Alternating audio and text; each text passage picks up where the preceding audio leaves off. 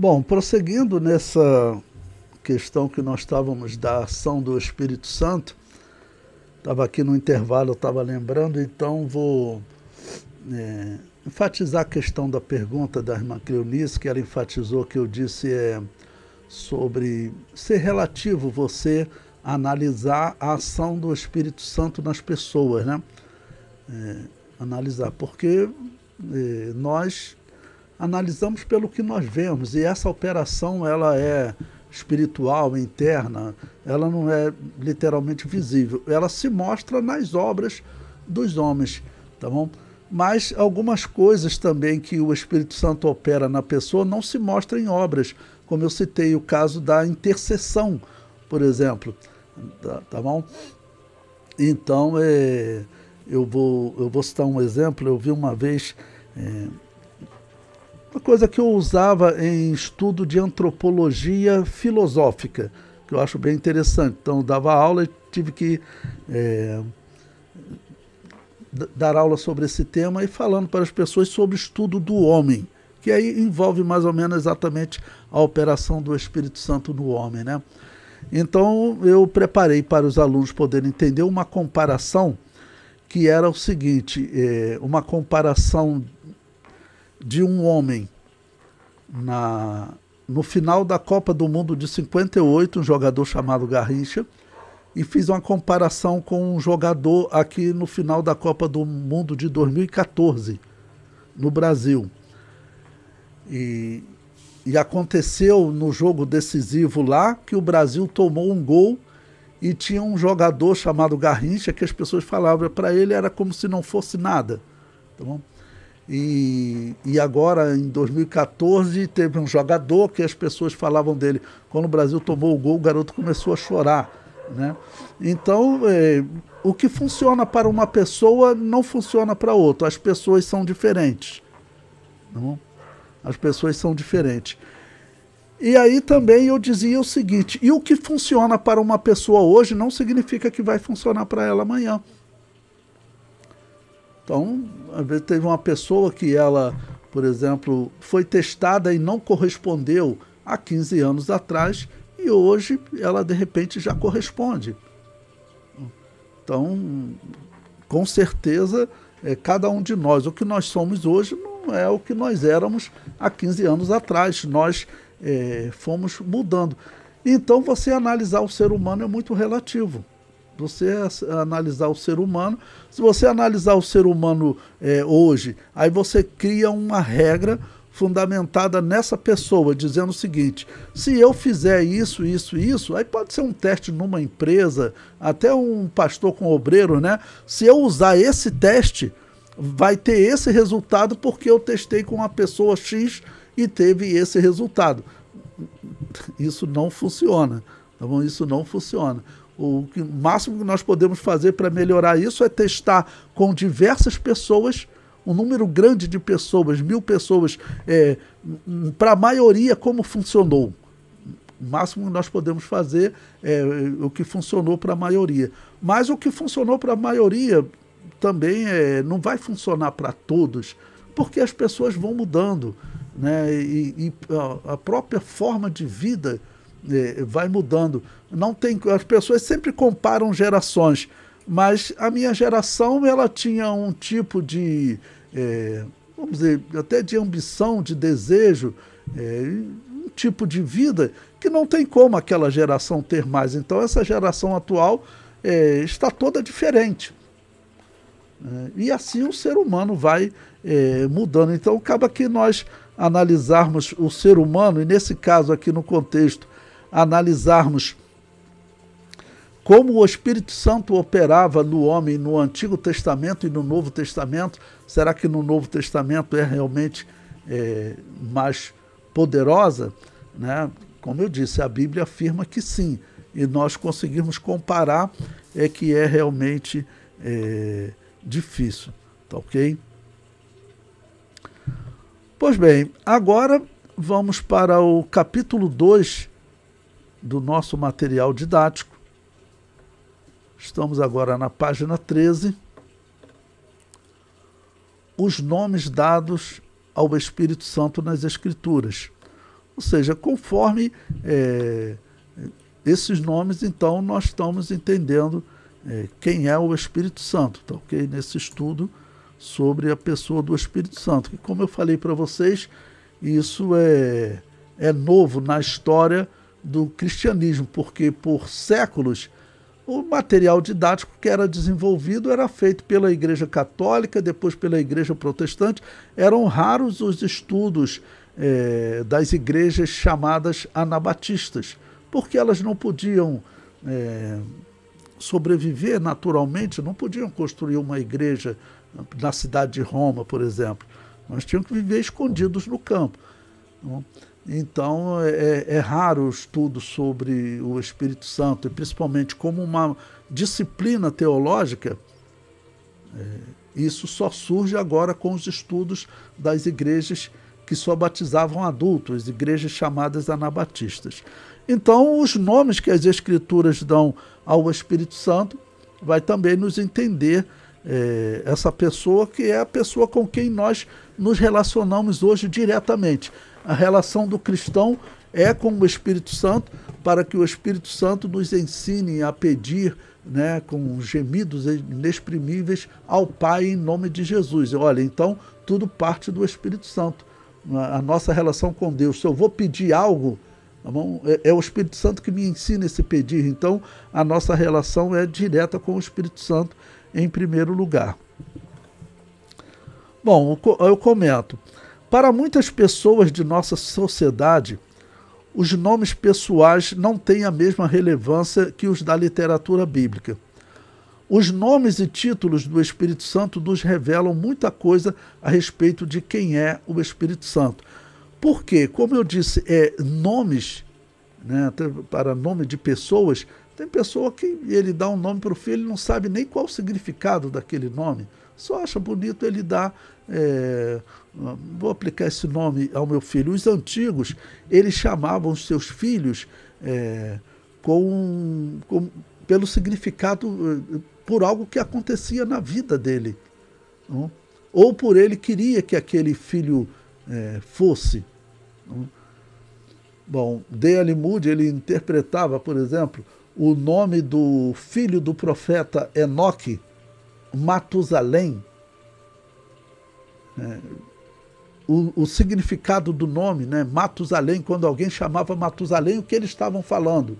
Eles estavam falando, quando este morrer, isto virá. E assim, cada um dava o nome a um filho, né, com um significado. Né? As pessoas sabiam, quando chamavam Jesus, por exemplo, eles estavam pronunciando salvação de Yahvé. Esse é o significado do nome Jesus.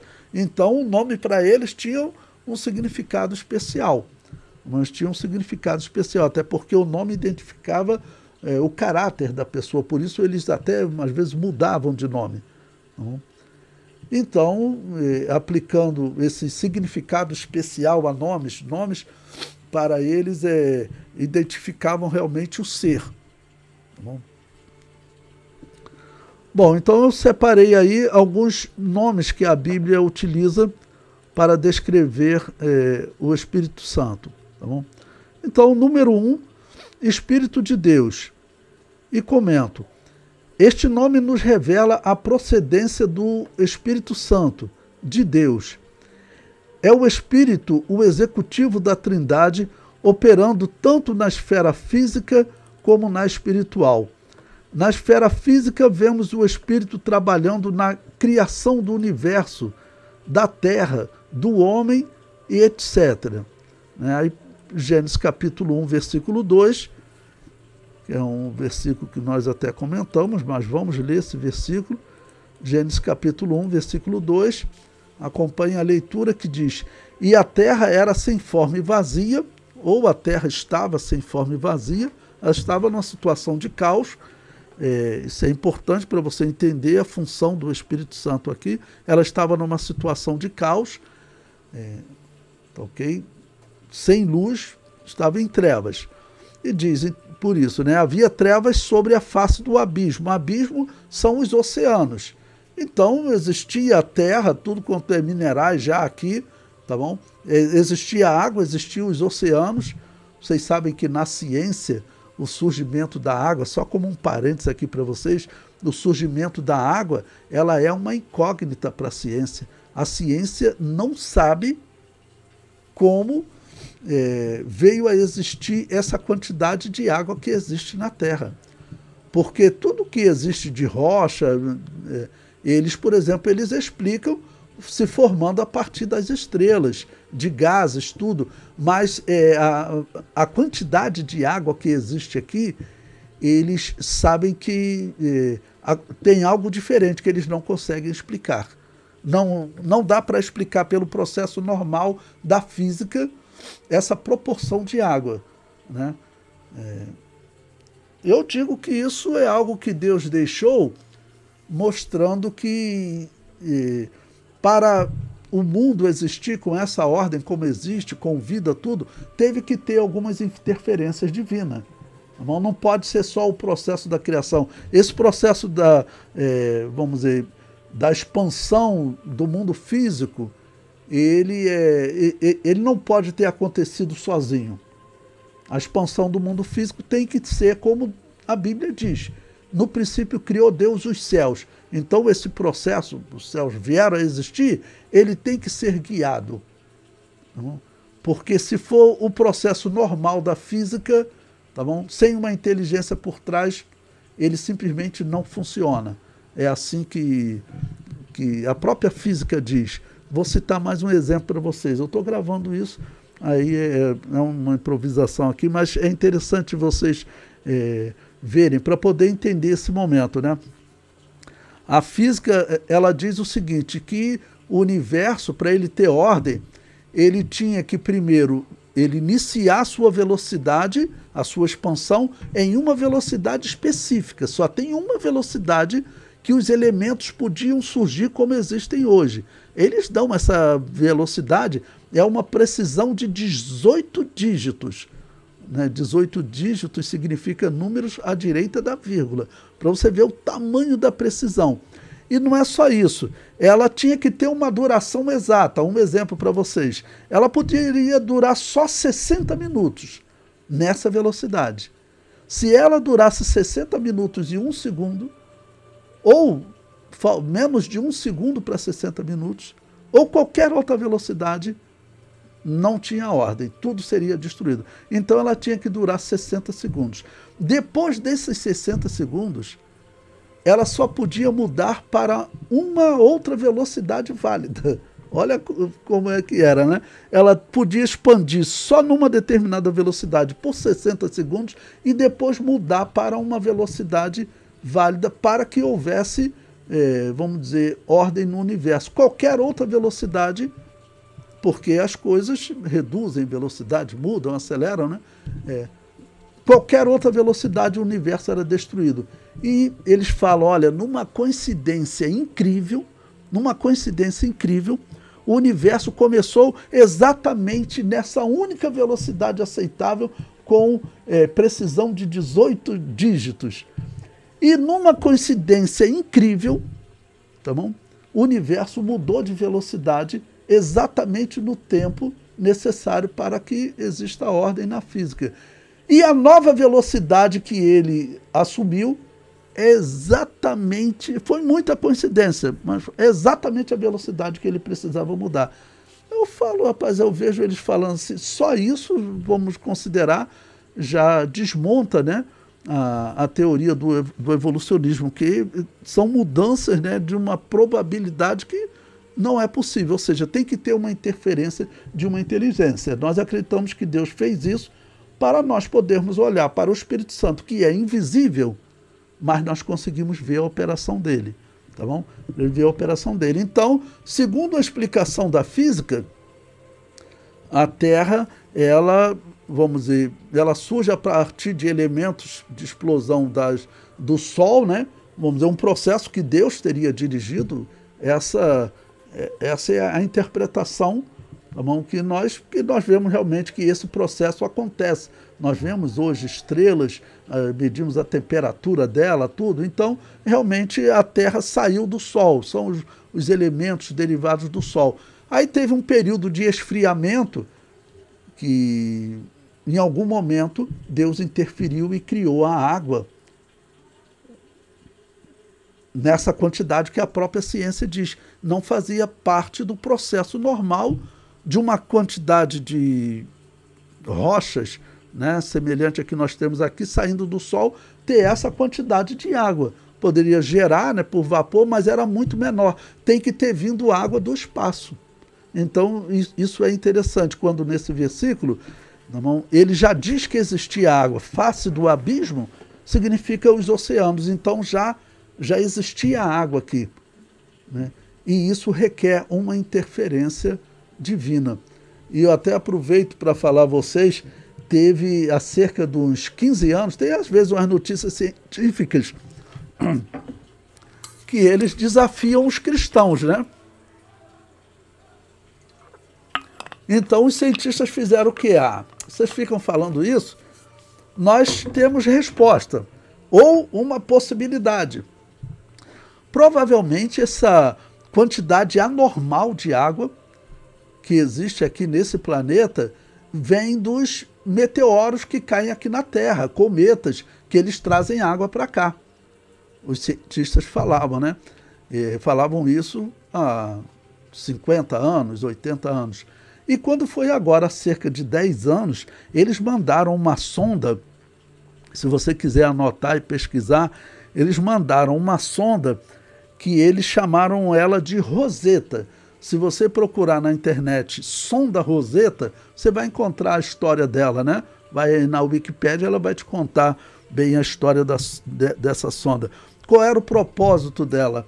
O propósito dela era se acoplar em um cometa que ia passar aqui próximo à Terra, tá bom? Pegar água lá desse cometa para trazer para a Terra e provar para os cristãos, para os criacionistas, né, que a água da Terra, essa grande quantidade de água veio dos cometas, né, e dos meteoros, mas principalmente dos cometas. Aí fizeram isso, essa sonda, segundo a história, foi lá, fixou lá e ela trouxe aquela água para a Terra. Só que quando chegou aqui, qual foi a conclusão? É que não. A água dos cometas é diferente da água da Terra. É uma água mais pesada, que eles chamam, com outros elementos. Ou seja, no fim, para simplificar, a água da Terra não pode ter vindo dos cometas. Então, hoje, simplesmente, a ciência ela não tem o que falar sobre essa grande quantidade de água aqui no planeta Terra. Bom, segundo a Bíblia, nós tratamos isso como uma interferência divina para haver vida aqui na Terra. Para haver vida na Terra, teve que ocorrer algumas interferências divinas. Essa quantidade da água, né, uma lua desse tamanho, essa distância da Terra, os físicos dizem, ela não poderia estar ali. Nós sabemos disso porque quando os Estados Unidos foi, pelo menos na história deles, enviar homem à Lua, eles precisavam fazer uma série de cálculos, e aí pediram a alguns físicos para calcular como a Lua veio à existência, porque ela está nessa distância, tudo. E o maior especialista nos Estados Unidos na época falou assim, não, isso não tem explicação. Um objeto desse tamanho, segundo as leis da física, ele não poderia estar aqui preso à atmosfera terrestre. Não tem explicação para a existência dela. Ou seja, é mais um exemplo de uma interferência divina, porque nós sabemos, sem a água, sem a Lua, por exemplo, sem água nessa quantidade, esse tipo de água aqui na Terra, sem a Lua, por exemplo, não haveria vida na Terra, uma série de combinações.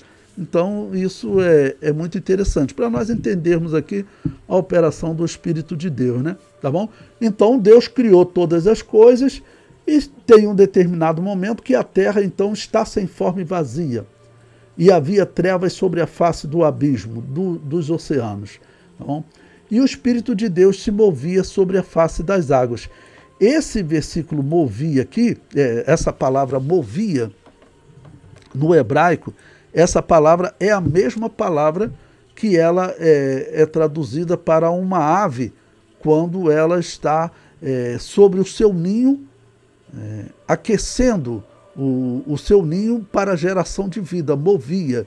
Eu posso até falar essa palavra para vocês, aqui tem um dicionário, aqui que ele diz que é a palavra rachipaf, rachapaf, e essa palavra significa o quê? Como ela é usada metaforicamente como geração de vida. Quando via um pássaro, como é usado em Deuteronômio, como a águia, né, se move sobre o seu ninho, ela fazendo isso, eles sabem que a ave, vamos dizer, ela faz todo aquele trabalho porque existe uma temperatura certa que os ovos têm que ficar para eles virem à vida. Então, todo esse processo, podemos dizer, até como um exemplo é a mãe jacaré, que é muito filmado, né? A fêmea, ela além de aquecer, manter os ovos num local certo na terra, que é o que eles falam, né? Ela muda-se posição também dos ovos, né? Tudo isso também é feito pelo corpo das aves. Então, por isso é esse termo, rachipaz, e exatamente como está aplicado aqui, né? Gênesis capítulo 1, versículo 2. E também João capítulo 33, versículo 4.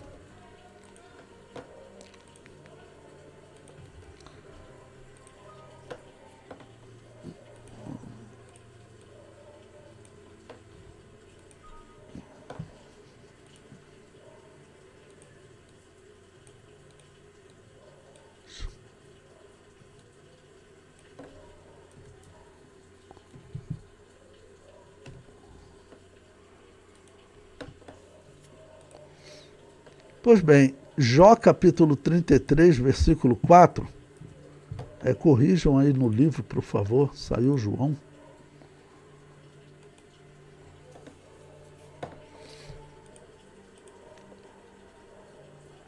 Que diz: o Espírito de Deus me fez, e a inspiração do Todo-Poderoso me deu vida. Ou o sopro do Todo-Poderoso, ou o Espírito do Todo-Poderoso me deu vida, né? E prossigo no comentário. O Espírito é revelado como que dá vida à criação de Deus. Por isso, Gênesis capítulo 1, versículo 2, já fala disso, né? E Jó 33, versículo 4 também. Na esfera espiritual, Deus age através do Espírito, convertendo os pecadores. Como João capítulo 16, versículo 8, que diz: e quando ele vier, convencerá o mundo do pecado, da justiça e do juízo. Então, esse convencimento dos pecadores, capacitando os crentes a viverem em sua presença. Então, como eu disse, sem o Espírito Santo não existe igreja. Sem essa ação do Espírito Santo em nós, não existiria vida. Nós não conseguiríamos vencer nada. Tá bom? Bom, coloco aí Romanos 8, 26, porque ele diz: e da mesma maneira também o Espírito ajuda, né, nas nossas fraquezas, né? E da mesma maneira, melhor dizendo, também o Espírito ajuda nas nossas fraquezas. E continuar a leitura, né? Se você tiver aí, abra a sua Bíblia em Romanos 8, 26. Continuando a leitura, ele vai descrever como é essa ajuda do Espírito Santo. Bom, ele primeiro fala da nossa carência, né? Porque não sabemos o que havemos de pedir como convém. Ou seja, nós não sabemos pedir a Deus até as coisas que nós precisamos, tá bom? Nós não sabemos falar com Deus. Mas o mesmo Espírito, ele diz, intercede por nós com gemidos inexprimíveis. Ou seja, o Espírito Santo, ele intercede, como eu disse, o próprio termo paracleto, ele é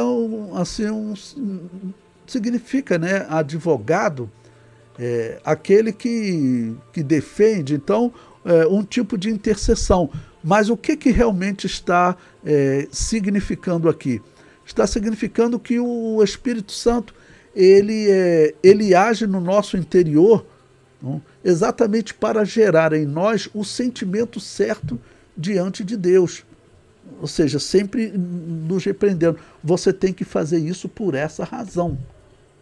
Você não pode fazer isso por aquela razão. Um exemplo só, né?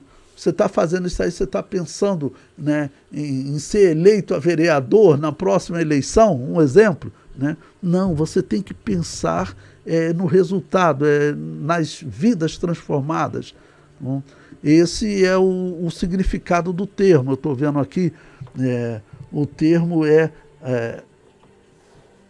alaletos, por exemplo, que diz que ele intercede com gemidos inexprimíveis.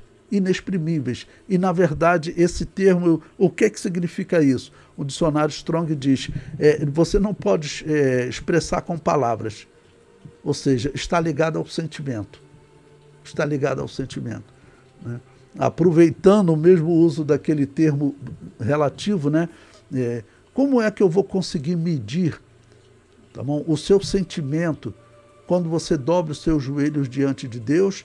E como que eu vou medir o sentimento do outro? Né? Isso, para nós, é relativo. Só Deus para ver isso. Deus vê com perfeição. Não?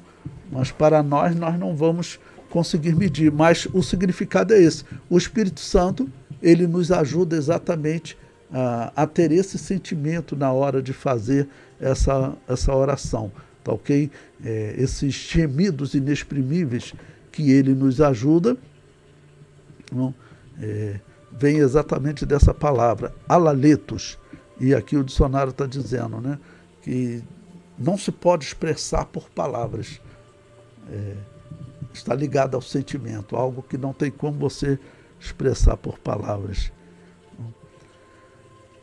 Tem um hino que canta algo mais ou menos assim, né, que não consigo nem falar, não lembro bem agora o hino, mas o significado é esse. Não? Então, lemos Gênesis capítulo 1, versículo 2, o Espírito de Deus se movia. Não? A terra era sem forma e vazia, havia trevas sobre a face do abismo, o Espírito de Deus se movia. E eu comento aí, Espírito de Deus, aqui, que é o Espírito Santo, né? Eu comento embaixo, em hebraico está escrito Veruach Elohim, né? Que é Ruach, Espírito, né? Veruach se traduz por Espírito e Elohim se traduz por Deus, ou seja, o Espírito de Elohim. O termo Elohim é um termo plural. Por isso aqui quando fala Espírito de Elohim, como eu digo para vocês, o termo Elohim ele pode ser entendido como um sinônimo de trindade. Tá bom? E aqui então poderia ser traduzido o Espírito da Trindade. Tá bom? O Espírito Santo, o Espírito de Elohim. Mas principalmente pelo contexto, né, indicando que ele está trazendo vida para a criação. E a mensagem ele se aplica, essa vida se aplica espiritualmente a nós. Bom, vamos abrir a nossa Bíblia em Gênesis 32, 11, para ver como que esse versículo é aplicado nesse mesmo versículo, em outro momento da história. Ok? Gênesis 32, 11, que diz: como a águia desperta o seu ninho, se move sobre os seus filhos, estende as suas asas, toma-os e os leva sobre as suas asas. Então todo esse mover, quando ela está preparando os filhos, né, e vai até o momento que eles nascem, não, e continua ali ainda por um tempo, não, e alimentando eles e depois ensinando eles a voar. Esse é o significado, o que a águia fazia. Não? Ela, no caso, trazia a vida, né? Botava aquele ovo, mantinha ele aquecido, ele nascia, ela continuava ali aquecendo e alimentando ele e depois ensinava ele a voar. Tudo isso representando o que o Espírito Santo faz para poder trazer o mundo à vida e também para trazer o ser humano à vida espiritual. Porque Porque você encontra pessoas como uma mudança radical. Alguém que mata a igreja e, de repente, o sentimento dele é de pregar a mensagem da igreja. Falando de Saulo de Tarso, né? E quantas pessoas na história que viviam de uma maneira e sofreram uma mudança repentina, né? E aqui eu aproveito até para lembrar, porque, por exemplo, os não crentes, eu já vi muitas pessoas falarem, né, por que as piores pessoas aqui da rua são as pessoas que são as pessoas que vão para a igreja, né? Eles falavam assim, os mais problemáticos é que vão para a igreja, né?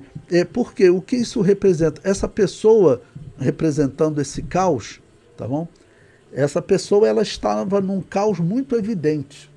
Isso é verdade. Estava num caos muito evidente. E acaba que as pessoas que às vezes estão num caos não tão evidente, têm uma vida confortável, né? Não se envolvem às vezes em nada de errado, tal.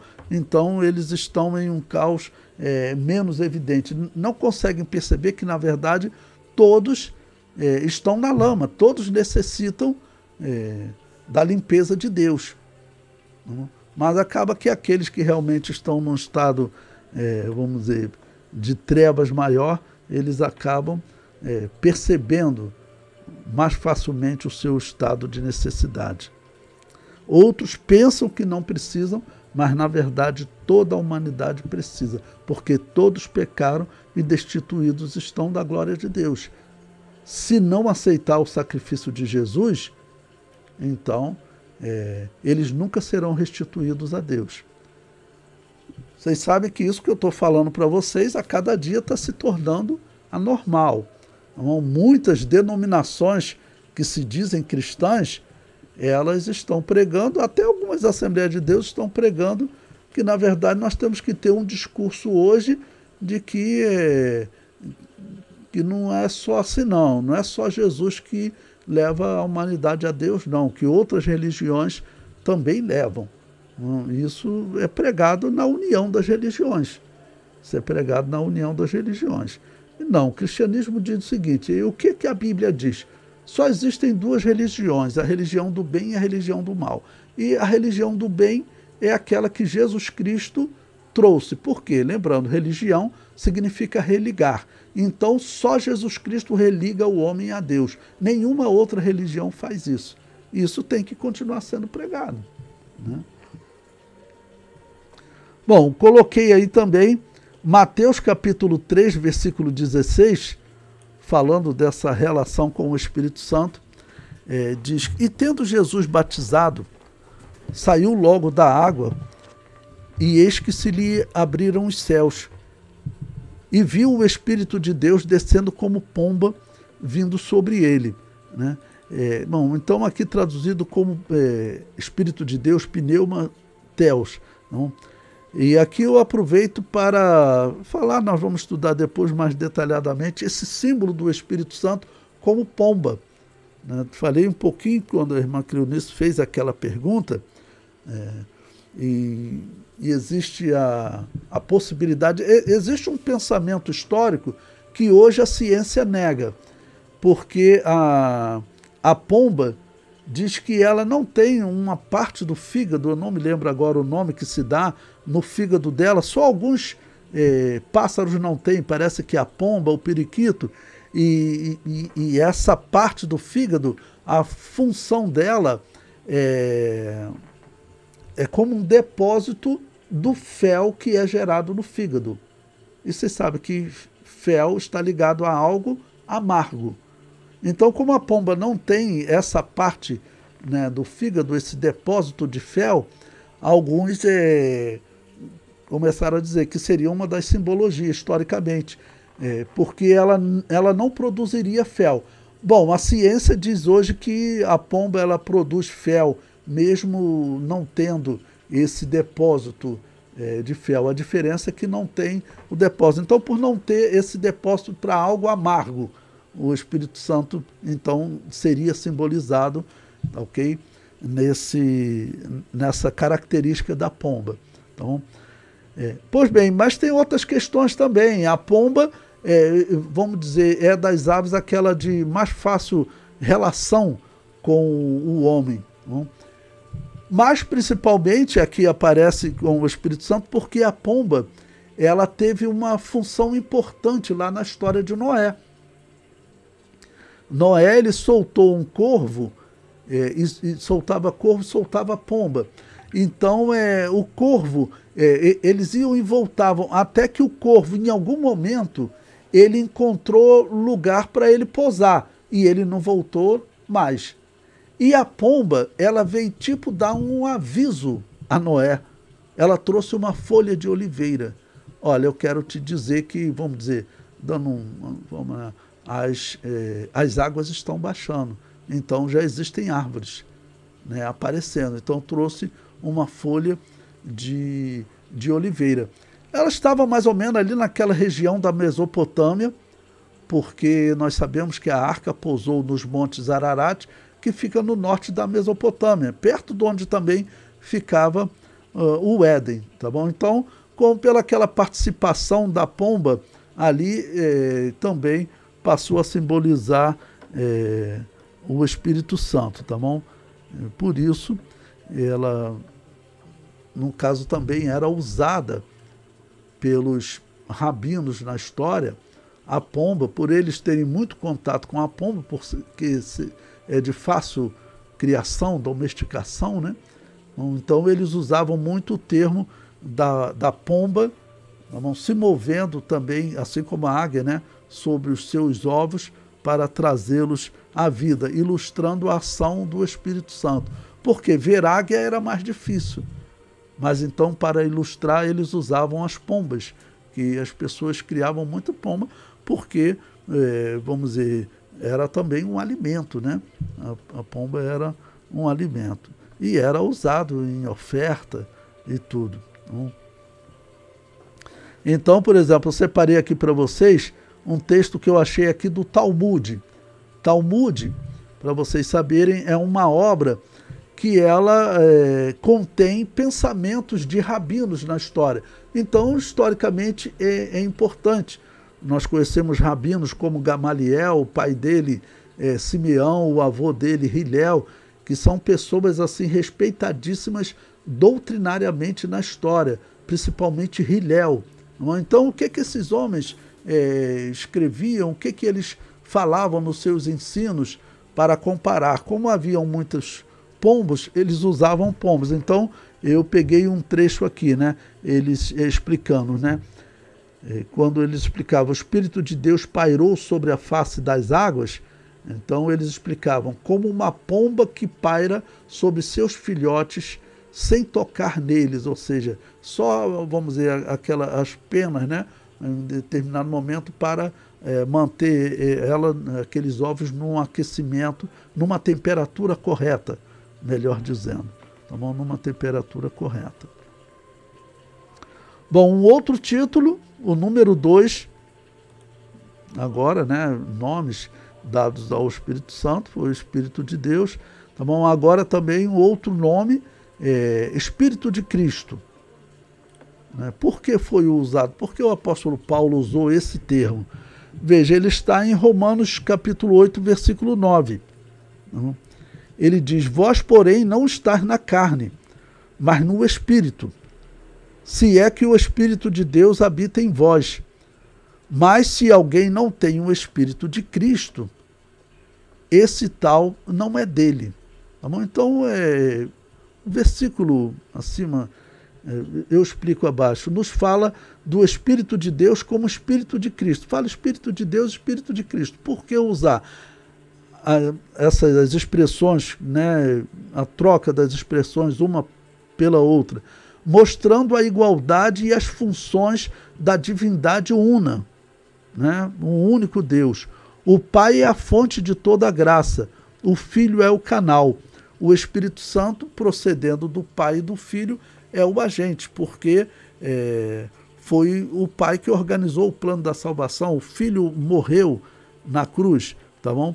E o Espírito Santo é o agente, ou seja, aquele que está executando o plano da salvação com a igreja. É importante nós frisarmos isso no estudo do Espírito Santo, Isso aumenta a nossa intimidade com o Espírito Santo, irmãos. Isso aumenta a nossa relação com o Espírito Santo. A nossa oração passa a ser diferente. Quanto mais nós estudarmos sobre o Espírito Santo, a nossa relação com o Pai passa a ser diferente. Então, nós sabemos que o Espírito Santo intercede por nós com gemidos inexprimíveis. Esse é um texto muito usado em pregações, em estudos bíblicos, né? O Espírito Santo ele faz essa operação, mas além disso, é o Espírito Santo que executa toda a obra da nossa transformação de vida.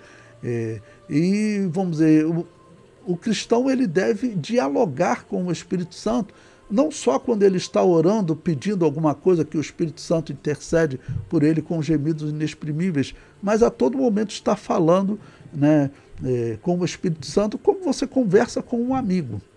Tá ok? E, quer dizer, o versículo aqui, o apóstolo Paulo, ele deixa claro que é impossível o homem ter realmente o Espírito Santo habitando nele, ou o Espírito de Cristo, se ele está fazendo as obras da carne. Se ele está fazendo as obras da carne. As obras da carne significa escolher as coisas desse mundo, as coisas que a Bíblia diz que o cristão deve rejeitar para estar em comunhão com Deus. Não? Ou seja, como eu falei no tópico anterior, o cristianismo é exclusivista. Se você for para a religião, para unir, né, com outras religiões e dizer que todo caminho leva a Deus, você vai acabar por se envolver com coisas, né, que a Bíblia condena. Como crenças heréticas, né? Acreditar em purgatório, por exemplo. Se você disser que o budismo leva a Deus, você está dizendo que o que eles falam também de se aperfeiçoar através até de encarnações, né? Porque eles seguem o hinduísmo. O budismo é uma filosofia da religião chamada hinduísmo, que tem qual característica? Não? A influência no mundo dos mortos, e os mortos até voltarem a esse mundo para viver mais alguma coisa e pagar coisas da vida passada que eles não se lembravam, mas eles precisam disso para se aperfeiçoar. Se você disser que esse caminho também leva a Deus, você está dizendo que esse processo que eles falam é um processo aceito. Não, você tem que dizer que esse é um processo que está errado.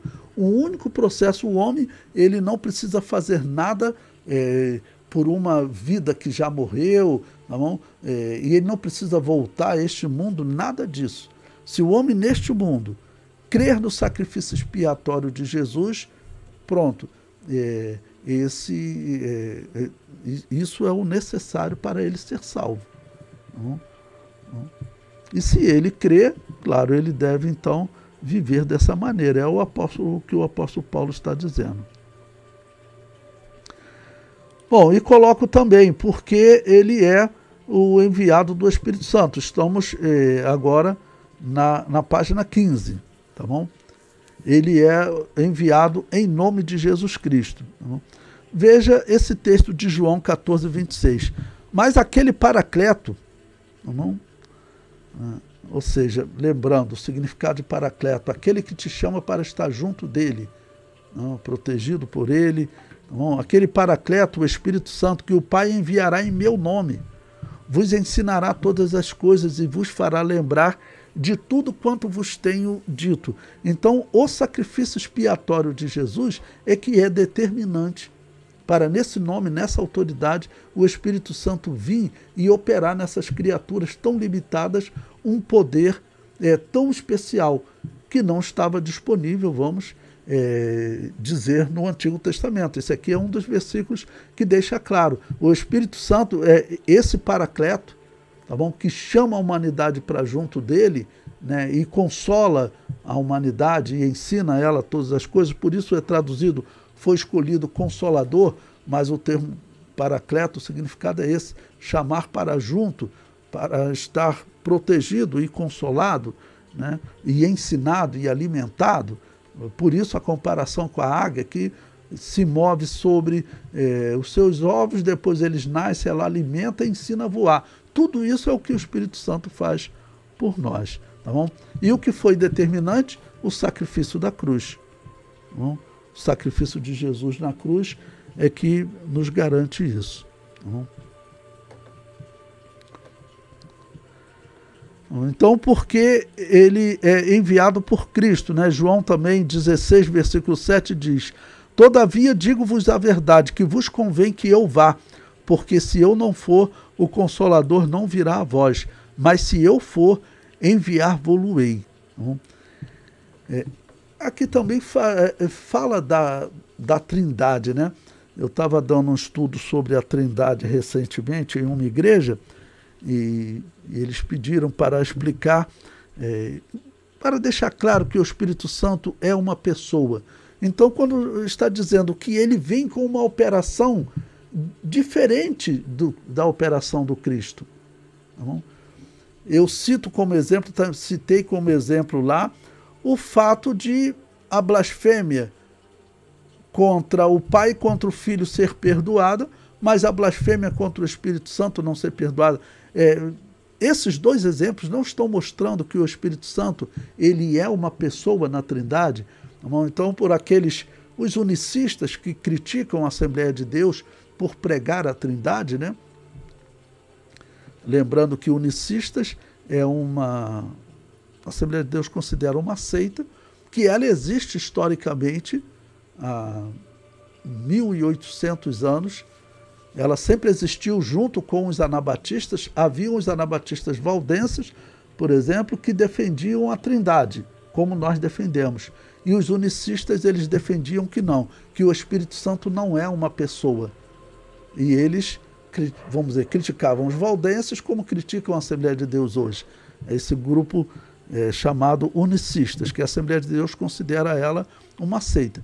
Então, quando eu tenho a oportunidade de explicar, esse aqui é um ponto importante. Por que Jesus está enfatizando que ele precisa concluir essa obra expiatória para que o Espírito Santo venha executar uma obra especial?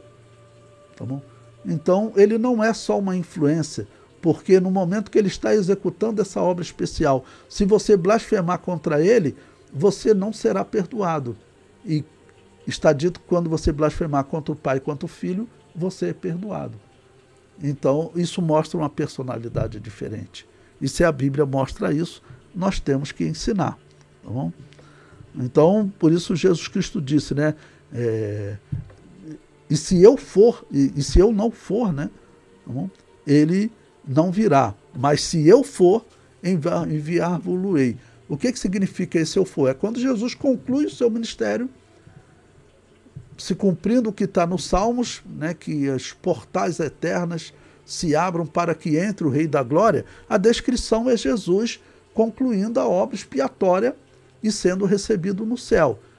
E sendo recebido no céu, né, pela conclusão da obra expiatória, o Espírito Santo, então, desce no dia do Pentecostes sobre a igreja, trazendo essa graça sobre a igreja.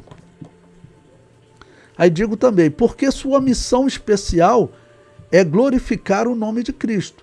Então, o Espírito Santo estando aqui em nós hoje, operando essa transformação em nós, o que o Espírito Santo está nos ensinando a todo momento? Né? Exatamente a importância do sacrifício expiatório de Jesus Cristo. Se nós não conhecermos essa importância, irmãos, veja, você não vai conseguir se perdoar pela sua vida passada. Diversas pessoas, eu já vi que elas estavam no mundo, não, fazendo coisas erradas, e elas vieram para a igreja e elas, às vezes, são acusadas, como Satanás é chamado o acusador dos nossos irmãos. A função dele é acusar os cristãos, e as pessoas sentem essa acusação, tá bom? Mas quem é que opera em nós a consciência tranquila, a tranquilidade para saber, olha, o sangue de Jesus Cristo, a morte de Jesus Cristo, aquela obra expiatória garante que eu sou perdoado, que tudo foi esquecido quando eu abandonei aqueles erros. Quem é que opera isso em nós? É o Espírito Santo. Não? É o Espírito Santo. Tá bom? Então, em João 16,14, e ele me glorificará, porque há de receber do que é meu e vou-lo há de anunciar. Então, toda a verdade do Evangelho e toda a glorificação da obra expiatória, o Espírito Santo que faz. Então, e por que Cristo batiza no Espírito Santo? Vamos reler no significado do termo batiza, né? Podemos ler assim, porque Cristo mergulha no Espírito Santo. É Cristo que mergulha a igreja no Espírito Santo. Não? É importante usar mergulhar, porque significa você é envolvido no Espírito Santo, claro, pelo sacrifício expiatório. O que João Batista falou de Jesus? Então eu coloquei aí o texto de João Batista, que ele diz: e eu em verdade vos batizo com água para o arrependimento, mas aquele que vem após mim é mais poderoso do que eu, não sou digno de levar as suas sandálias. Ele vos batizará com o Espírito Santo e com fogo. Bom, se tratando aqui da relação do Espírito Santo conosco, vamos explicar esse versículo. Bom, primeiro explicar para vocês vão encontrar na história alguns intérpretes, por exemplo, o pastor Antônio Gilberto, professor do seminário que eu estudei, um dos mestres do IBP, já falecido, bom, o pastor Antônio Gilberto, ele, por exemplo, acreditava que esse fogo é fogo do juízo, dizendo que Jesus batizaria ou mergulharia, tá bom, aquelas pessoas tanto no Espírito Santo, no sentido positivo, também como no juízo, na condenação, algo negativo, fogo, considerando que fogo aqui se trata de fogo do inferno. Por quê? Aí, se você tiver a sua Bíblia, abra nesse texto para nós lermos o versículo 12.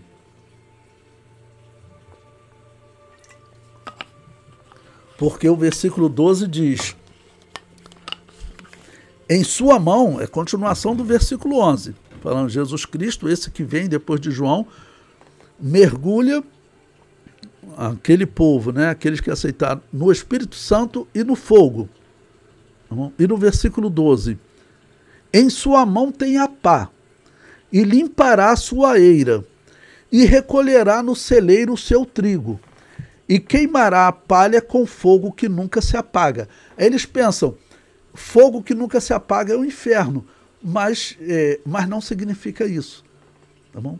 Fogo que nunca se apaga, fogo ele tem na Bíblia tanto o aspecto negativo quanto o aspecto positivo. Negativo no sentido de que está condenando a pessoa, destruindo, né? Tá bom? Um juízo. Fogo no sentido de juízo. Tá bom? Está condenando a pessoa, fogo no sentido de juízo. Mas fogo também é usado no sentido de purificar. Tá bom? Então, e como é uma capacidade infinita, eterna, então o fogo também, que ele nunca se apaga, ou seja, não existe nada que esse fogo não possa purificar. E quando fala aqui de palha, você tem que pensar o seguinte, o que é a palha? Ela é algo negativo? Bom, a palha, ela tem a seguinte característica, ela tem uma participação importante na produção do trigo. Para o trigo ser trigo, ele precisa da palha, porque a palha é aquela parte que fica de fora que protege o trigo. Você não tira logo o trigo, não tira logo a palha. Você tem um tempo certo para você tirar a palha. Quando o trigo está graúdo, né, no tamanho certo, e a partir desse momento, então, ele vai ser moído e vai se tornar alimento. Então, o que é a palha? É algo que estava no trigo, tá bom? Mas que era temporário. Quando tirar isso, esse trigo vai agora poder se tornar alimento. Esse é o simbolismo. E o que você faz com aquela palha que ela também impedia o trigo de se tornar alimento, né? Ela tinha que ser tirada. Né? O que significa ela? Não? Significa algo que Deus tira de você, não? Em definitivo. Não? E essa palha ser queimada, não? Um dos símbolos de perdão em Israel era o queimar. O sacrifício ser queimado significava, era um tipo de perdão. Por isso que a cinza do sacrifício, ela tinha que ser levada no deserto, tá bom? Tinha que ser levada e jogada no deserto. Isso é falado em especial no dia do Yom Kippur, o principal sacrifício, né? A cinza, mas todo sacrifício era feito. Ela tinha que ser jogada no deserto. Por quê? O vento começava a bater. Procura essa cinza amanhã. Ela deixou de existir. Então, quando alguma coisa deixou de existir, o que as pessoas falam até hoje? Virou cinza. Tá bom? De onde vem esse significado? Vinha, simbolicamente, nós encontramos na Bíblia. Quando o animal, que era o sacrifício pelo pecado, era queimado, a cinza era jogada no deserto e ela desaparecia. Ou seja, o pecado desapareceu, a pessoa foi perdoada. Então, o fogo, ele não tem só um sentido negativo. E você queimar a palha, significa que Deus, em algum momento, ele vai tirar isso em definitivo de você. Você foi transformado. Deus tirou isso de você, você foi transformado, agora você pode ser alimento. Ou seja, você pode levar essa verdade. E a sua vida se torna um alimento para as pessoas. Então, ou seja, você se tornou trigo. Né? Você é moído, se torna trigo.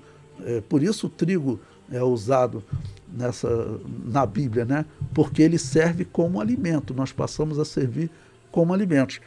Essa é a simbologia, tá bom, desse versículo. Mas vocês vão encontrar outros que pensam diferente, que ali estaria falando no sentido positivo, batizar no Espírito Santo, e no sentido negativo, mergulhar no fogo. Não. Né? É operado em nós essa transformação, nós somos mergulhados no Espírito Santo, não? E o processo que ocorre em nós é que a palha, ela é tirada. Então, veja, ele tem a pá, porque o trigo é todo recolhido, né? Colocado na eira, o local onde fica o trigo. Em algum momento eles vão começar a tirar aquela palha. Tá bom? E esse processo de tirar a palha, ele tem um momento certo, e essa palha, ela simplesmente ela significa que ela já cumpriu, vamos dizer, ela foi tirada ali do trigo, agora ela tem que ser queimada, que ela não tem mais nenhuma influência no trigo. Essa é, vamos considerar, a simbologia, tá ok? E por isso o batismo com fogo, ele é considerado um batismo especial. A igreja recebe isso do Espírito Santo, não? Porque esse batismo com fogo é interpretado lá em Atos capítulo 2 como as línguas de fogo. É interpretado como aquelas línguas de fogo. Porque é uma virtude para você pregar o Evangelho. Por isso foi prometido. Uma virtude para você pregar o Evangelho. Nós sabemos na história da igreja, seja no período do Império Romano, que perseguia e matava a igreja pregava sobre risco de morte a todo momento. Mas no período que a Igreja Católica também domina, ela matava quem pregasse o Evangelho. Teve dois grupos conhecidos, talvez em termos de pregação do Evangelho, o grupo Os Lollardos, que era um grupo valdense, né? Eles foi um grupo que se juntou, né, para traduzir a Bíblia, fazer cópias da Bíblia e pregar a Bíblia pela Europa.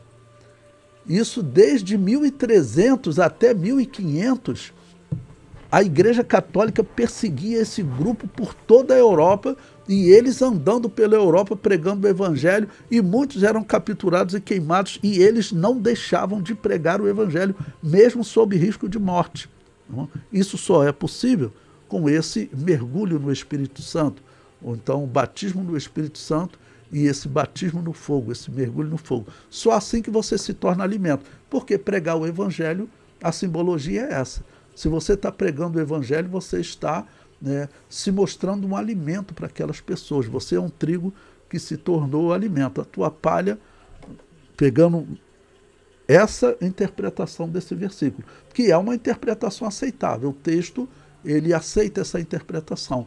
E esse versículo, ele não parece que está falando de algo positivo e muda para negativo. Não, está dizendo de algo que Jesus vai trazer. E duas coisas positivas. É assim que eu entendo. Um mergulho no Espírito Santo e um mergulho no fogo. Então, um mergulho no Espírito Santo e um mergulho no poder para a pregação do Evangelho. Pois bem,